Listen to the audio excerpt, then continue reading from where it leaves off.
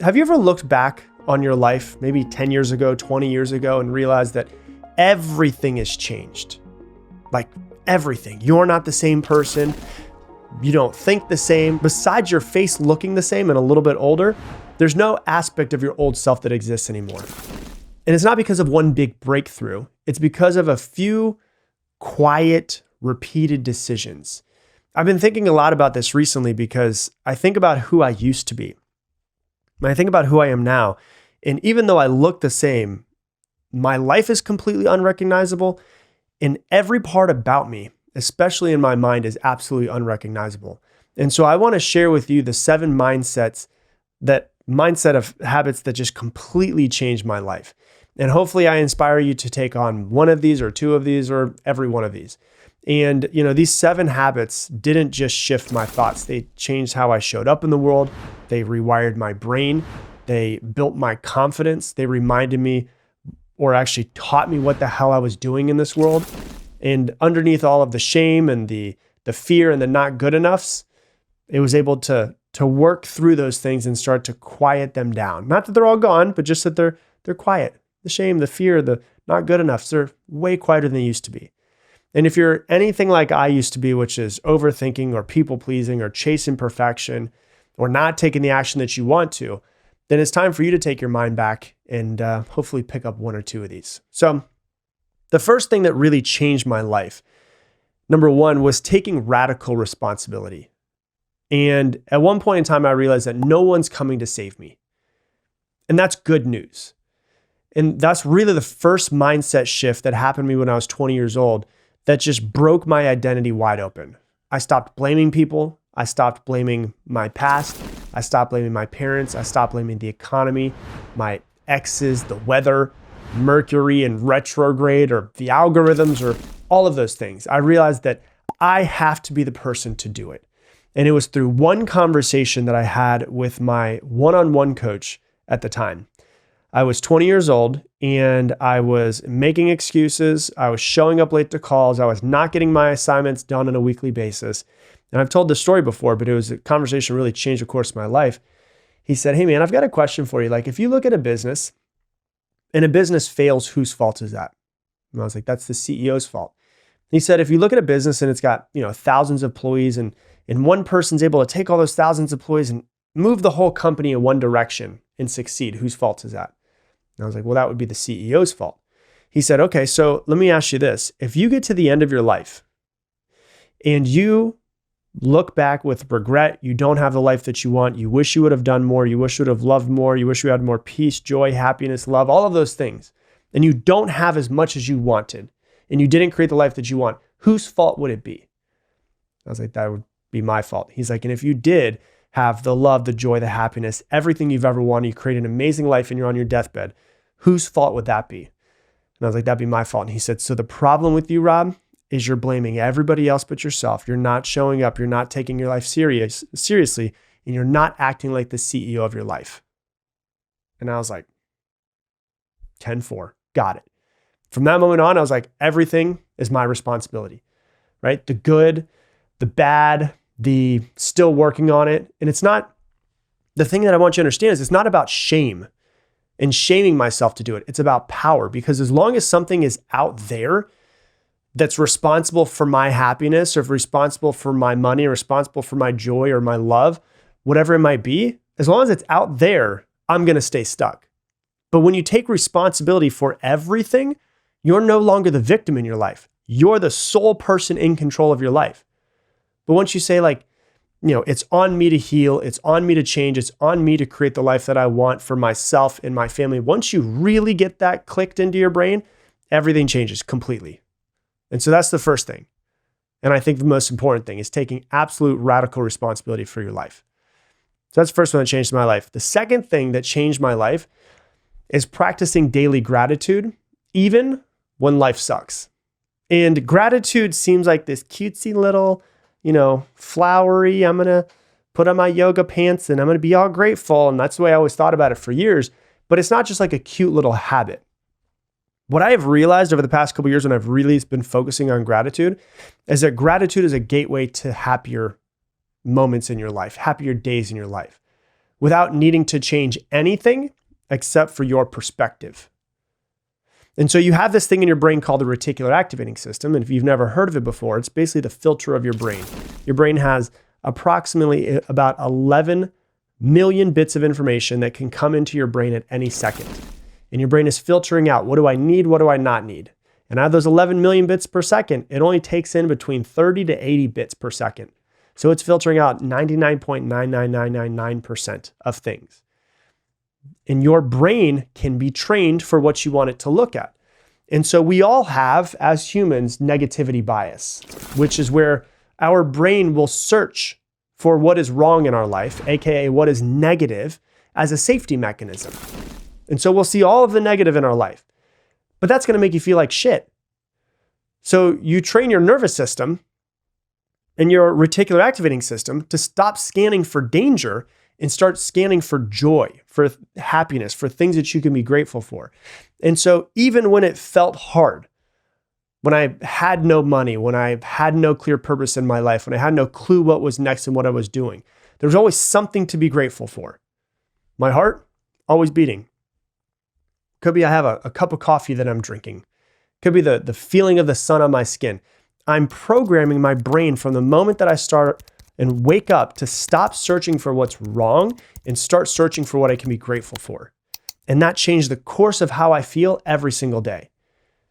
And I would let myself not just like journal on it, I would let myself feel what it felt like, as if there was a hole in the top of my head and someone was just pouring gratitude in through the top of my head. You know, it's not just like writing down my gratitude like a to-do list. It's feeling that.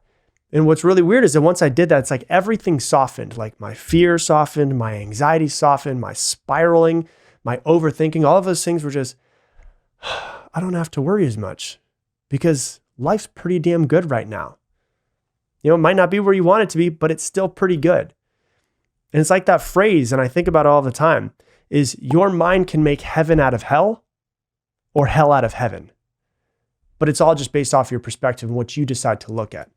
Gratitude doesn't mean that you ignore the hard stuff. It just reminds you that there's more here than just the pain and the negativity around you. I'm telling you this, and I promise you, no matter where you are in life, you are way more blessed than you allow yourself to recognize. So every morning, just sit in silence. Just think of something that you're grateful for and just let that feeling just soak in for a few minutes. You're setting your internal GPS for how you want to feel for the day. So that's number 2. Number 3 is I started reframing fear as a compass. And what I mean by that is fear, instead of when I felt it, I would back away, is when I would feel it, I started leaning in. Fear isn't the enemy.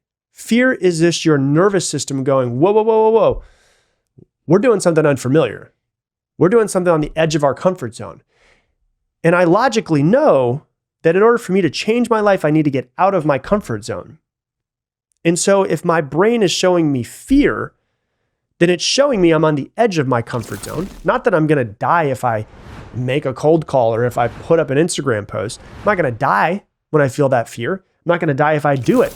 And so instead of backing away when I felt fear, it was just leaning in a little bit and pushing just a little bit past my comfort zone.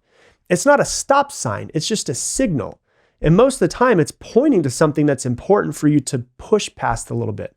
And so I started to notice the more I was afraid of doing something, the more that something was tied to growth, into getting out of my comfort zone. And that fear was tied to my dreams.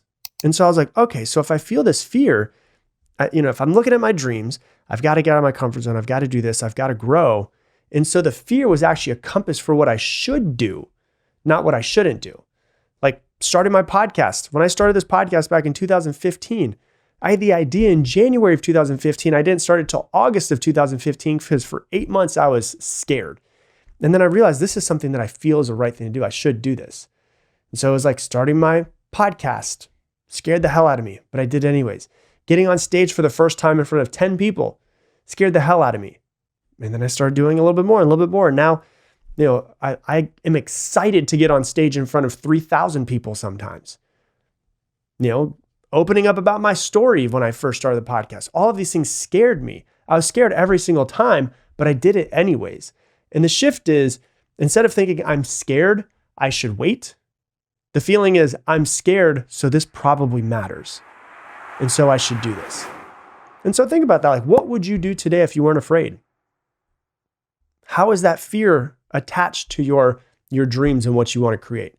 And if you feel it, it's okay. You can feel the fear and do it anyways. So just do it anyways. So that's number 3. Number 4 is learning to trust my intuition. It's trusting the whisper over the scream. There's a quote that says, your fears will scream at you. Your intuition whispers. And so you've got to think about that.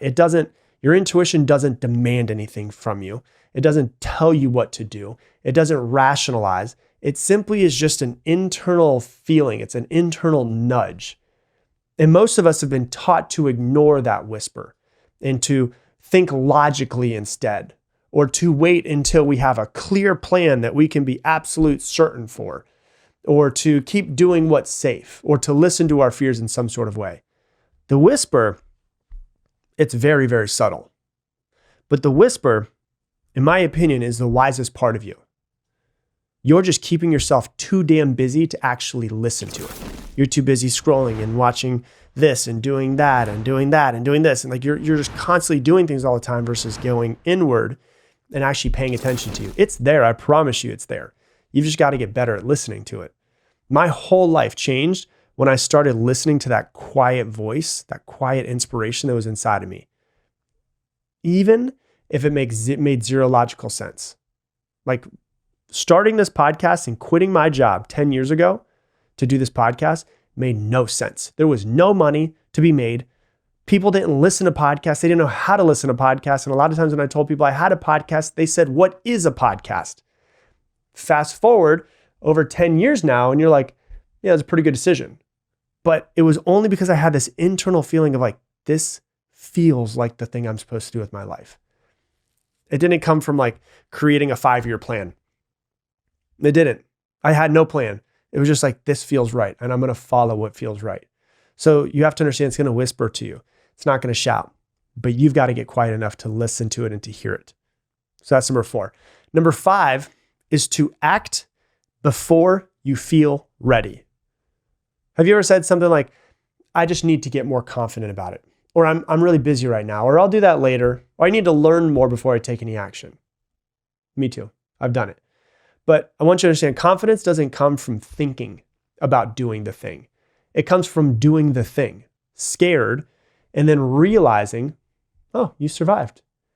It comes from showing up for yourself. It comes from taking action when you don't feel like taking action. It comes from following through and doing what you said you were going to do. That's where confidence comes from. Being ready is a myth. You'll never be ready.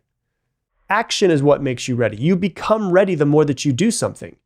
So you've got to learn to just start messy. One of my favorite phrases in the way I've really tried to live my life, especially since being a business owner, is ready, fire, aim. Not ready, aim, fire. Ready, fire, aim.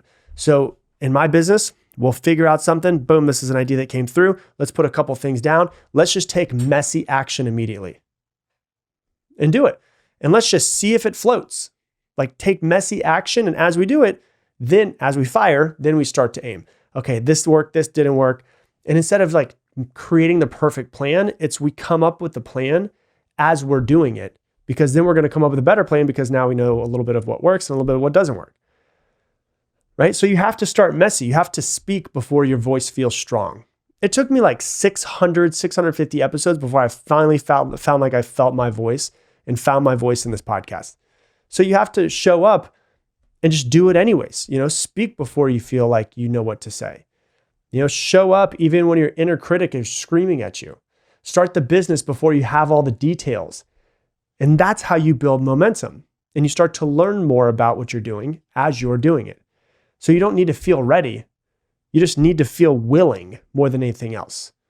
And so you have to start, because the longer that you delay it, the doubt gets louder and louder. I promise you that. So that's number 5. Number 6 is speaking to myself the way that I would speak to someone that I love. That inner voice that we all have, it becomes our outer reality. And for years, mine was pretty mean, like savage. Like the things I said to myself in my head, I would never say to a stranger.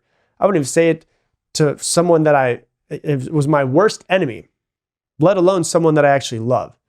And so I started shifting it. It wasn't overnight, but it was just one thought at a time. Oh, I don't like that thought. Where'd that come from? Let me change that thought. Oh, I don't like that thought either. Let me change that thought. So I've decided to become like my own inner hype team. Not because I was perfect, but because I was worth being spoken to with love. And it used to be like if I had a speaker on the side of my head that just blasted what I was thinking to myself years ago, you'd be like, that guy's an asshole. If there's a speaker that was blasting all of the stuff that I think in my head nowadays, you'd be like, that guy's obsessed with himself, right? I'd rather be obsessed with myself and be my biggest fan and the biggest asshole or my worst enemy, right? And so when I mess up, I'm like, it's okay. We learn, we keep going. When I succeed, I'm like, damn, dude, you're fucking killing it. Like, that's just the way I speak to myself. And so I want you to take a challenge of for one day, just act like every single thought that you have is being broadcast. And think to yourself, would I want other people to hear me say that to them? Would I want other people to hear me say that to myself? If not, then you need to change the tone in some sort of way. So that's number 6. And then number 7 was letting go of perfectionism. Let's just be real. Perfectionism isn't excellence. We're not elitist and oh my gosh, I'm so amazing because I'm a perfectionist. Perfectionism isn't excellence at all. It's fear that's in a fancy outfit. It's fear of judgment or fear of failure or fear of not being enough or fear of being judged or other people's opinions, wrapped in productivity and to-do lists and more things that need to be done before I actually do what I'm supposed to do or before I finish this thing. But really what it comes down to is done is better than perfect. And done imperfectly is what actually builds the dream life that you want. The goal isn't to be flawless. The goal is to take action. The goal is to create momentum. The goal is completing what it is I need to do so I can move on to the next thing that I need to do. And every time that I choose progress over perfection, I moved forward in some sort of way. Even if it was messy, even if I cringed later, even if it looked like shit, even if I doubted myself.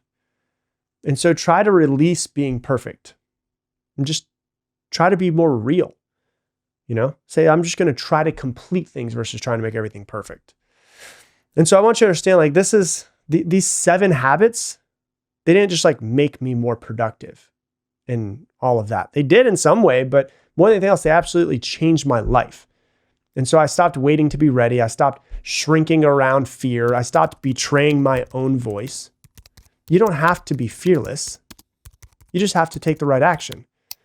Pay attention. What is your truth? What is your voice?